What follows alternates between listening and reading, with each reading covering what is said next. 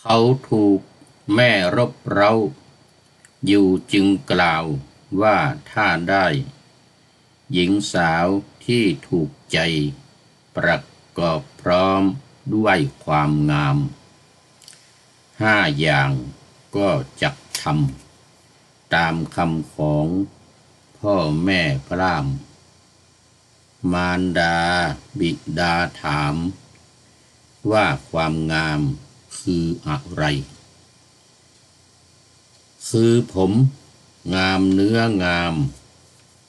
ผิวงามล้ำและงามวัยกระดูกงามเหลือหลายมารดาบิดาเชิญพราหมณ์108 คนมาให้ทานอาหารแล้วถามว่าหญิงมีความงาม5 ประการมีอยู่หรือพราหมณ์เหล่านั้นตอบว่ามีอยู่จ้าเป็นกุนซือไปหาสาวดังเล่าลือตามหัวเมืองใกล้และไกลเวลาพบแล้วพึงประดับซึ่งพวงมาลัยทองคำเส้นนี้ให้ราคา100,000 รูปีขอถวายความนอบน้อมแด่พระรัตนตรัยมีพระพุทธเจ้าเป็นต้นขอถวายความเคารพพระมหาเถระพระเถรานุเถระเจ้าคณะพระสังฆาธิการทั่วโลกมีพระเดชพระคุณพระธรรมเสนาบดีเจ้าคณะภาค7วัดพระธาตุดอยสุเทพเป็นต้นและขออำนวยพรแด่ท่านผู้ฟังท่านผู้ชมสาธุชนพุทธบริษัททั้งหลายวันนี้รายการธรรมทัศน์ของวัดพระธาตุดอยสุเทพออกอากาศทางสถานีวิทยุวปท2จังหวัดเชียงใหม่มีพ่อครูขออภัยมีร้อยเอกจำนงปัญญาวัฒโนเป็นหัวหน้าสถานีและอาตมาภาพพระครูปริยัติยานุศาสตร์เป็นผู้บรรยายเป็นประจำทุกวัน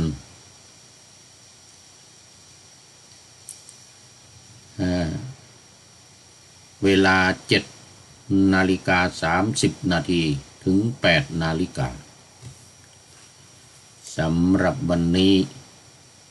ก็บันทึกเสียงล่วงหน้ามาจากวัดพระธาตุดอยสุเทพเยอรมันขณะนี้บรรยากาศมืดครึ้มหน่อย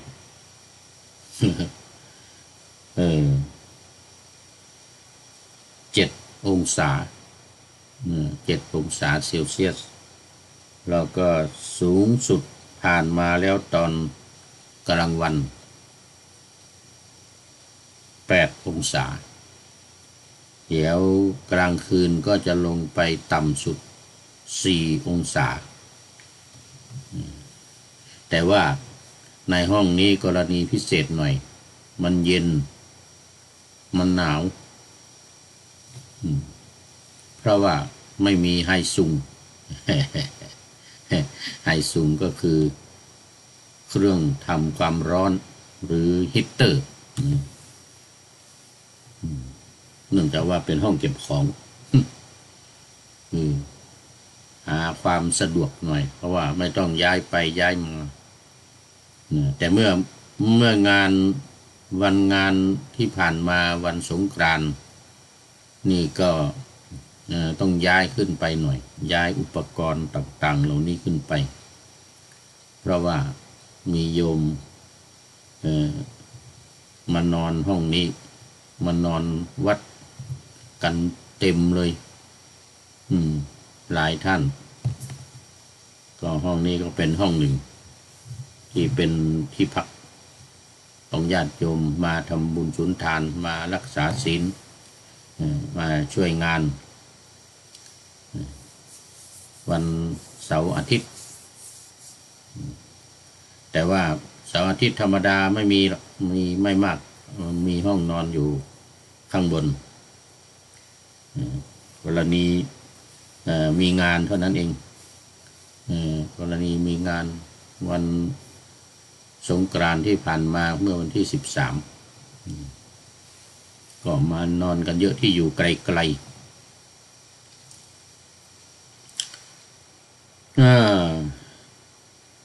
ก็เข้าสู่เนื้อหาสาระของธรรมะกันเลยวันนี้ดึกแล้วคงไม่มี FC เข้ามาคอมเมนต์ในรายการเพราะว่า4 ทุ่มครึ่ง4 ทุ่มครึ่งแต่ที่นี่กำลังเวลา5 โมงเย็น5 โมงครึ่ง5 โมงเย็น5 โมงครึ่งของที่นี่วันนี้แต่รายการก็จะนำไปออกอากาศทางวิทยุในวันพรุ่งนี้พรุ่งนี้ตอนเช้าเอาละยังอยู่ในเรื่องของนางวิสาขา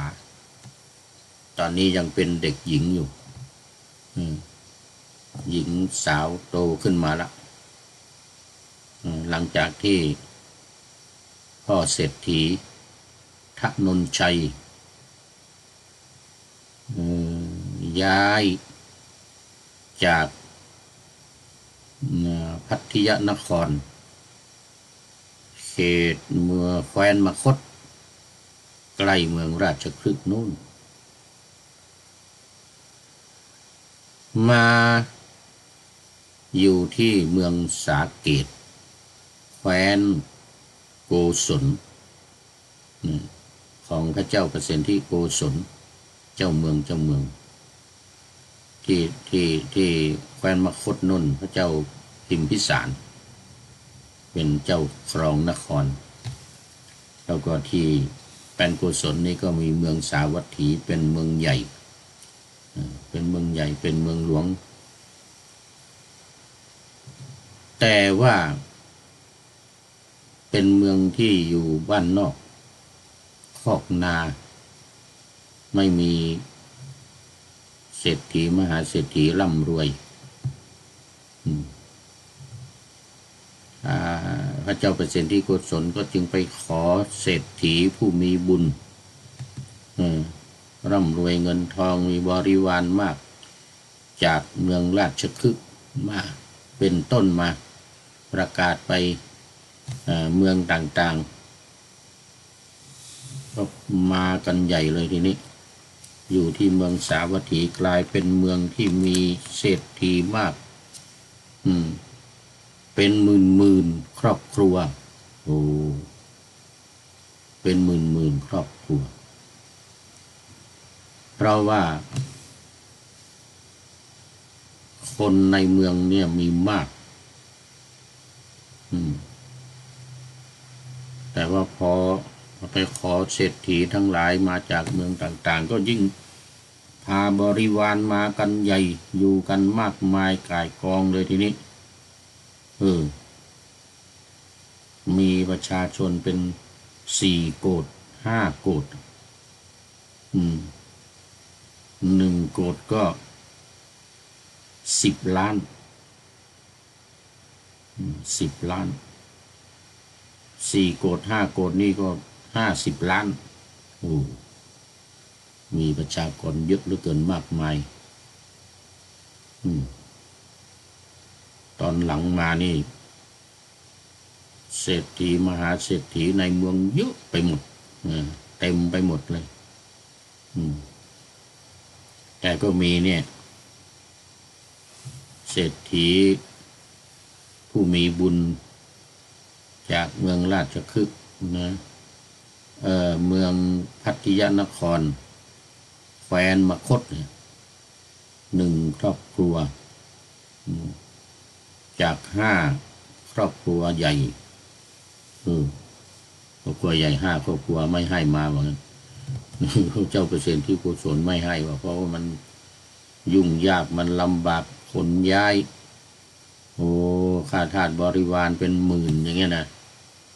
เป็นหมื่นเป็นแสนน่ะทำงานให้โอ้ร่ำรวยมหาศาลก็เอาลูกของเศรษฐีซึ่งก็ไม่ใช่ธรรมดาเหมือนกัน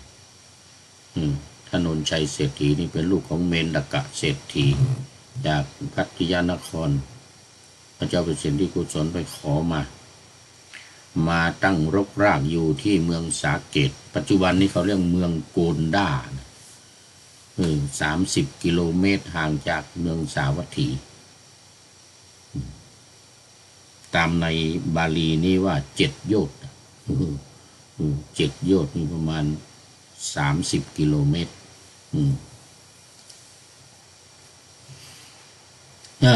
พอมาตั้งเรียบร้อยแล้วก็ดังที่เล่าเมื่อวานก็มีเศรษฐีในเมืองสาวัตถีเนี่ยชื่อมิคารมารดาเศรษฐี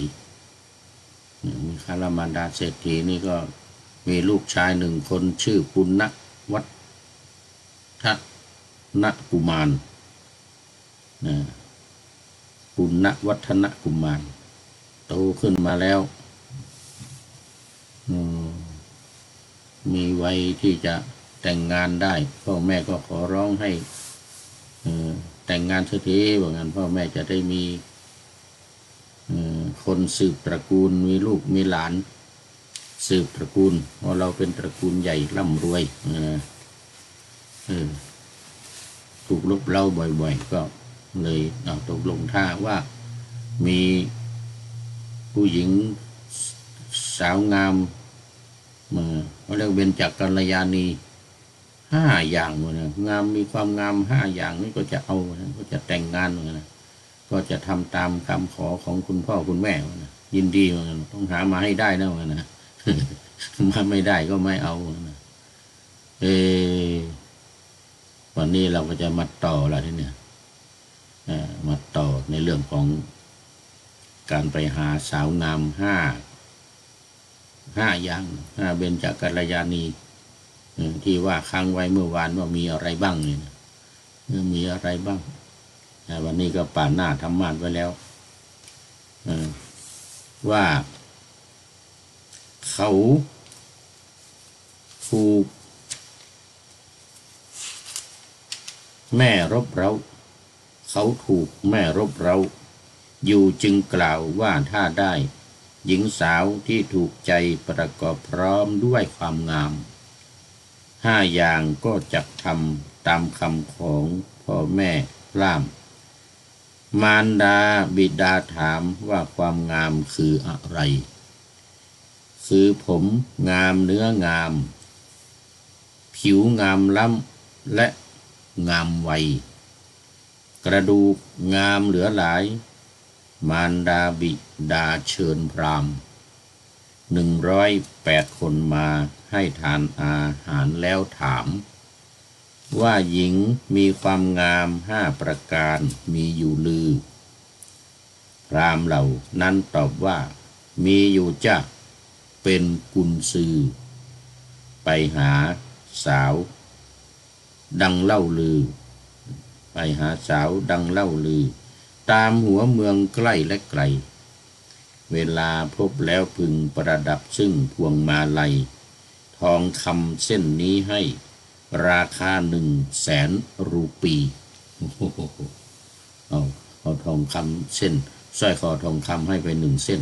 ราคา100,000100,000สมัยนั้นไม่ใช่น้อยๆนะไม่ใช่น้อยๆถ้าเป็นเงินไทยนี่ก็เป็นเป็นล้านนะราคาเป็นล้านเลยล้าน2 ล้านนะแต่เงินสมัยนี้ราคาถูกแล้วเงินอินเดียรูปีสมัยโน้นแพง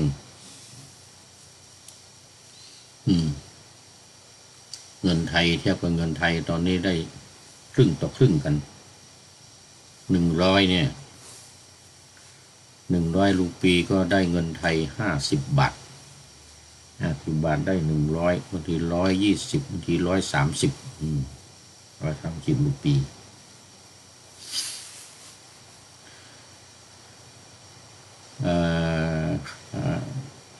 เงินสมัยนั้นเขาเรียกว่า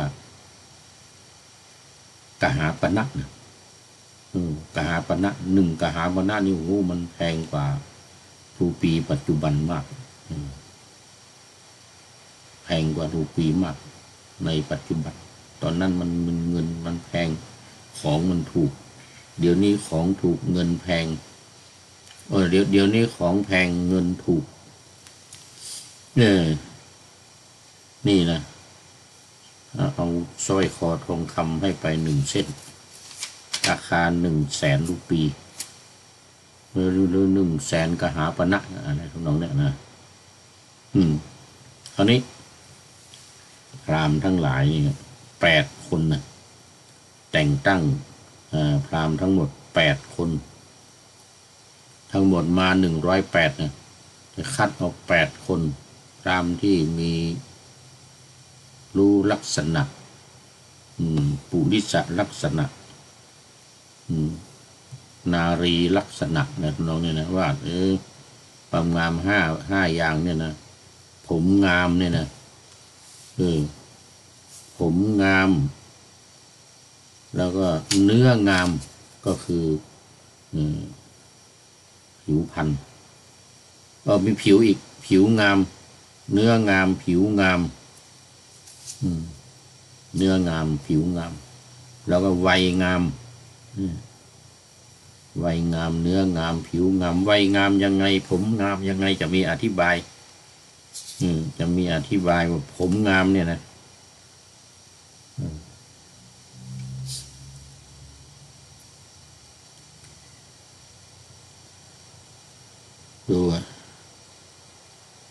ดูผมงามก่อนผมงามเนี่ยนะหญิงที่ต้องด้วยลักษณะผิวพรรณผมของผู้หญิงเนี่ยที่มีบุญมากที่มีผมงามเนี่ยเหมือนเดี๋ยวจำได้กับนางวิสาขาเนี่ยนะเป็นเช่นกับกำหางนกยูงเหมือนกันนะหางนกยูงเป็นกำเลยนะนี่ผมจะสีงามอย่างนั้นเลยหางนกยูงแก้ที่มัดปล่อยระชายผ้านุ่งแล้วเนี่ยก็กลับมีปลายงอนขึ้นตั้งอยู่นี่ชื่อว่าผมที่งามของผู้หญิง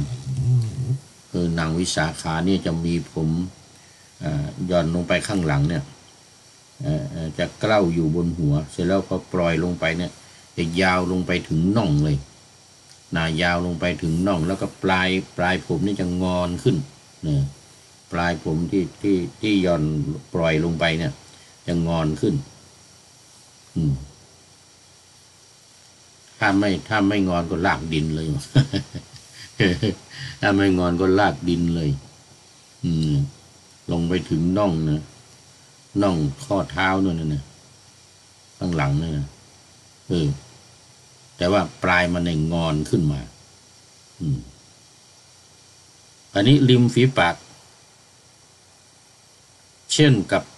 ผลตำลึงสุกว่าผลตำลึงสุกนี่เป็นสีอะไรน่าจะเป็นสีแดงเรื่อสีแดงเรื่อ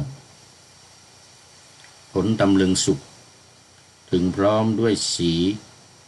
เรียบชิดสนิทดีนะริมฝีปากเนี่ยนะ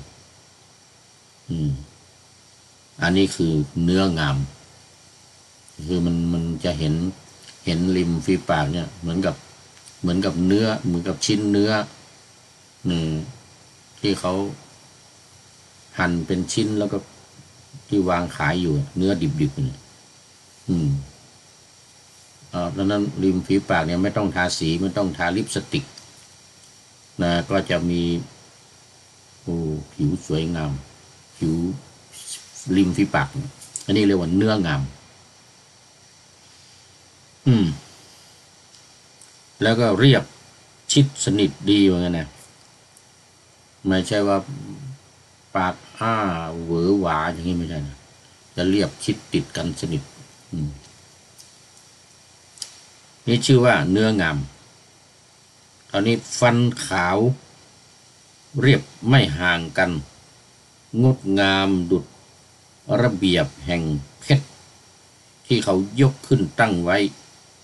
และดุจระเบียบแห่งสังที่เขาขัดสีแล้วนี่ชื่อว่ากระดูกงามกระดูกนี่นะคือฟันนะเพราะมันเป็นกระดูกฟันของเรานี่มันเป็นกระดูกผิวพรรณของหญิงดำเป็นหญิงผิวดำนะไม่ลูบไล้ด้วยเครื่องประเทืองผิวเป็นต้นเลยก็ดำสนิทประหนึ่งพวงอุบลเขียวสีเหมือนดอกอุบลเขียวก็คือสีเขียวนินทางภาคเหนือเรานี่เรียกว่าสีบัตตันดิบก็คือลูกพุทราดิบมันเป็นสีออกเขียวหน่อยแต่ในที่นี้เขาบอกว่าเป็นสีนินนี่ก็คือดำมันออกเขียวเป็นผิวที่สวยงามมากว่างั้นนะผิวของหญิงที่ดำนี่นะไม่ลูบไล้ด้วยเครื่องประดับผิวเลยนี่นะก็ดำสนิทสิเหมือนลูกพุทราเนี่ยนะเหมือนลูกพุทราเนี่ยบาลีว่าวันนะกาธิผิวดำผิวเขียวเหมือนพระอินทร์น่ะมันสีเหมือนพระอินทร์นะสีเหมือนพระอินทร์ก็แล้วกันใครเคยเห็นพระอินทร์บางที่วาดรูปอยู่ตามผนังนะคราวนี้ก็ดำสนิทพวงอุบลเขียวนะ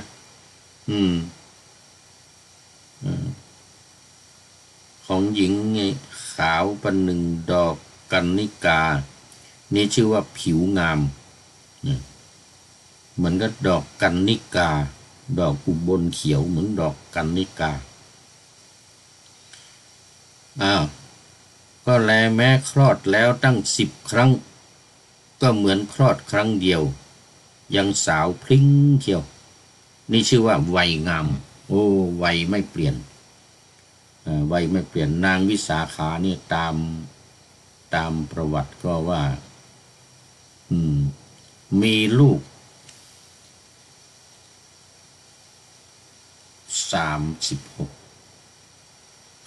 หรือ32เนี่ยนะ